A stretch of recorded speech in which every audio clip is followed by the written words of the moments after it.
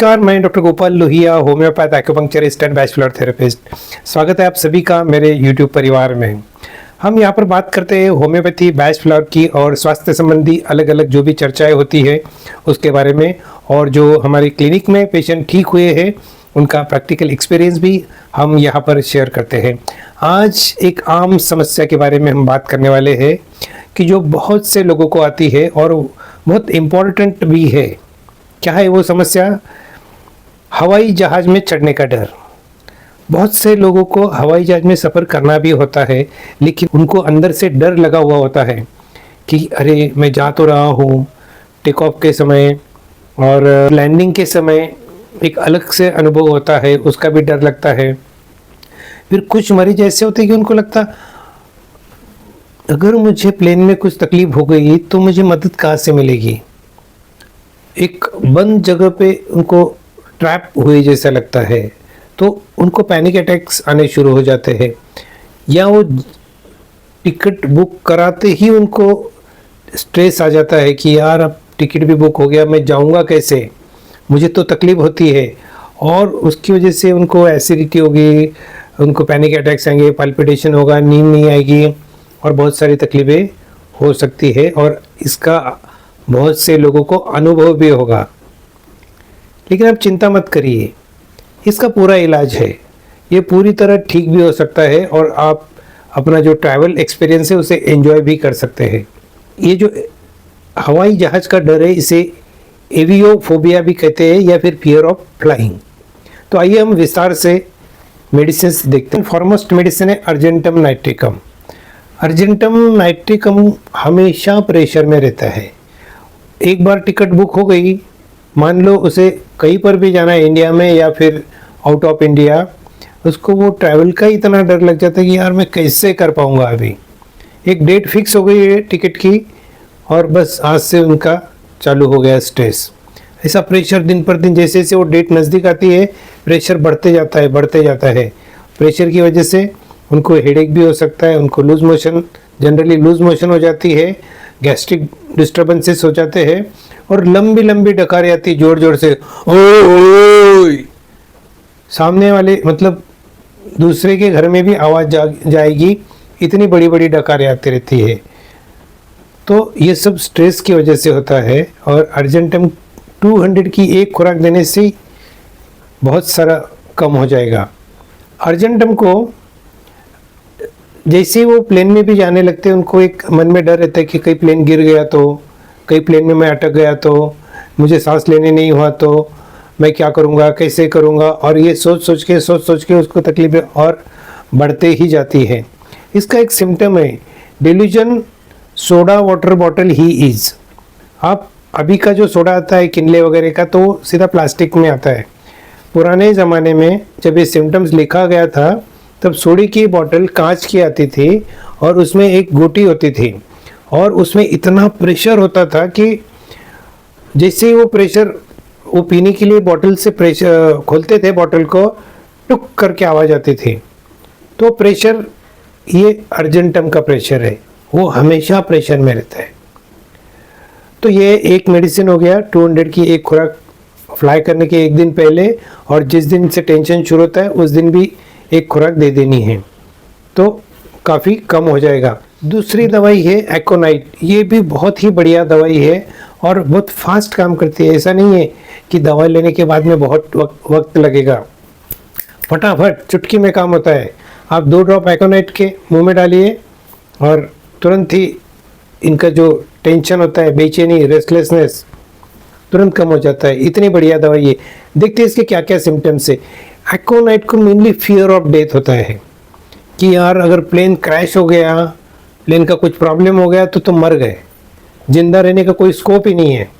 ये फियर उसके दिमाग में बहुत ज़्यादा होती है और इसकी वजह से वो बेचैन हो जाता है एकदम, और बार बार पूछते रहता है यार कुछ होगा तो नहीं ना, यार कुछ होगा तो नहीं ना, सब ठीक तो हो जाएगा। फिर आप जैसे ही उसको बोलते हो अरे कुछ टेंशन मत ले, सब ठीक हो जाएगा, तो थोड़ी देर के लिए आश्वस्त हो जाता है। इसमें एक सिम्टम है anxiety relieved by cold drinks. अब कोल्ड ड्रिंक्स मतलब कोल्ड ड्रिंक्स पीने से इसका एंग्जाइटी थोड़ी देर के लिए, सीधा कोल्ड ड्रिंक्स पिएगा तो भी ठीक होती है, लेकिन ये जो कूल वर्ड्स है ये भी कोल्ड ड्रिंक की तरह काम करते हैं। तो उनके लिए वो कोल्ड ड्रिंक ही है। तो एकोनाइट थोड़ी देर के लिए आश्वस्त होते रहता है, लेकिन डर उसके मन में हमेशा बना रहता है। और ये पैनिक अटैक में भी बहुत ज़्यादा असरदार है। पैनिक अटैक आते तब क्या होता है, दिल की धड़कन तेज हो जाती है, पाल्पिटेशन होने लग जाता है, सांस पूरी अंदर नहीं जाती है, ऐसे लगता है कि ऑक्सीजन कम पड़ रहा है, पसीना आ जाएगा, बेचैनी, एक जगह बैठने नहीं होगा, इधर उधर घूम रहा है। खुली हवा में जाएंगे तो बहुत अच्छा लगेगा, या पंखा एसी तेज करने से इनको बहुत अच्छा लगता है। तो ये एकोनाइट के सिम्टम्स है। एकोनाइट आप 200 2 घंटे से भी ले सकते हो अगर ज़्यादा तकलीफ है तो, और जैसे ही कम हो जाता है आप इसे स्टॉप भी कर सकते हो। तीसरा मेडिसिन है जलसेमियम। ये भी बहुत बढ़िया मेडिसिन है, सिर्फ इसके सिम्टम्स थोड़े अलग हैं। अलग क्या है, ये जाने के नाम से ही बीमार पड़ जाता है, जैसे डलनेस, डिजीनेस, ड्राउजीनेस, ये डल हो जाता है, इसमें ताकत ही नहीं है। ये बोलते मैं तो उठ के जा ही नहीं सकता हूँ, तो मैं फ्लाइट में कैसे जाऊँगा, मुझसे नहीं होगा। तो ये बोलता है कैंसिल कर दो मेरा टिकट, मैं घर पे ही रुकूंगा। लेकिन जब ज़बरदस्ती लेके जाते हैं इनको तो सब धीरे धीरे सेट हो जाता है। तो इनको डलनेस मतलब कोई काम करने की इच्छा नहीं, डिजीनेस, इनको लगता है कि मुझे चक्कर आ रही है, अंधेरा आ रहा है आंखों के सामने, मैं गिर जाऊंगा, और ट्रेमलिंग, अंदर से कपकपी छूट जाती है इनको। मुझे इतना डर का लेवल तो देखिए अब कितना ज़्यादा है कि इनको कपकपी छूट जाती है। और इनको भी एंटीसिपेटरी डायरिया है। जैसे ही इनको हवाई जहाज की जर्नी के लिए निकलेंगे ये घर से, तो पहले 2 बार बाथरूम होके आएंगे, तब जाकर के जा पाएंगे, क्योंकि एंटीसिपेटरी एंजाइटी इतनी स्ट्रांग हो जाती है इनको। और प्लेन में भी वो एक बार अंदर घुस जाएंगे तो इधर उधर किधर ध्यान नहीं रहेगा उनको, बस एक जगह अपना मन पक्का करके आंखें बंद करके ऐसे बैठे रहेंगे। वो बोलेंगे मुझसे कोई बात मत करो, मुझे डिस्टर्ब मत करो। अगर डिस्टर्ब किया तो उनका टेंशन और बढ़ जाता है, वो अपने मन को कंट्रोल नहीं कर पाते। तो ये है जलसेमियम। ये 3 होम्योपैथिक मेडिसिन है। आप बैचफ्लावर भी इसमें दे सकते हैं। जब पैनिक अटैक होते हैं तो रेस्क्यू रेमेडी 4 बूंद एवरी 1 आवरली 2 आवरली आप दे सकते हैं, और ये बहुत अच्छी तरह कंट्रोल कर लेता है। और भी एक मेडिसिन है कि जो आप लगातार अगर लेते हो तो धीरे धीरे आपका जो ये एवियोफोबिया है ये जड़ से निकल जाएगा। बैचफ्लावर की 3 मेडिसिन है। Mimulus known fear, it is famous for known fears. तो हमें यह पता है कि एरोप्लेन में उड़ने का डर है, तो ये नोन फियर हो गया। फिर इसको लार्च ऐड कर दीजिए, loss of confidence due to fear, और इसमें वॉलनट भी ऐड कर दीजिए, ताकि जो इनका जो चेंज हो रहा है लाइफ में ये इसको अच्छी तरह टैकल कर सके। तो ये तीनों दवाइयाँ एक शीशी में मिक्स कर लीजिए, और 6 बूंद दिन में 3 से 4 बार आप अगर कंटिन्यू लेते हैं 4-6 महीने तक, तो आपका एवियोफोबिया आराम से जा सकता है। तो दोस्तों ये थी 3 मेडिसिन। इसके अलावा भी बहुत सारी मेडिसिन है। ये as per the constitution of patient ये प्रिस्क्राइब की जाती है। मैंने कई पेशेंट कैल्केरिया से, लाइकोपोडियम से, कालीब्रोमेटम से, प्लैटिनम से, जिंकम से ऐसे ठीक की हुई है। तो कॉन्स्टिट्यूशनल ट्रीटमेंट थोड़ी अलग होती है। सिर्फ ये वीडियो बनाने का उद्देश्य था कि आपको ये सब पता हो। जब भी आप उड़ान भरोगे, एरोप्लेन में जाओगे, तो अपनी सांसों के ऊपर ध्यान रखिए। सांस लंबी और गहरी ले, जितना पॉसिबल है उतनी गहरी लेने। तो एक तो पहले पैनिक अटैक में सांस पूरी जाती नहीं है, हम अगर खींच के सांस लेते हैं तो हमको घबराहट और बढ़ जाती है।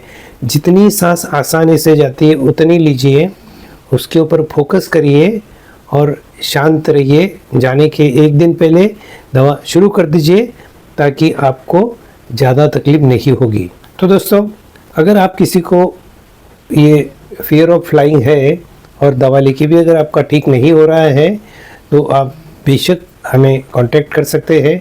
डॉक्टर नुपुर लोहिया का नंबर मैंने नीचे दिया हुआ है, आप उनको कांटेक्ट करिए, पूरा डिटेल बताइए और आपकी तकलीफ आराम से ठीक हो सकती है। सो दोस्तों, आज के लिए बस इतना ही। मिलते हैं नेक्स्ट वीडियो में। तब तक के लिए स्टे हेल्दी, स्टे फिट।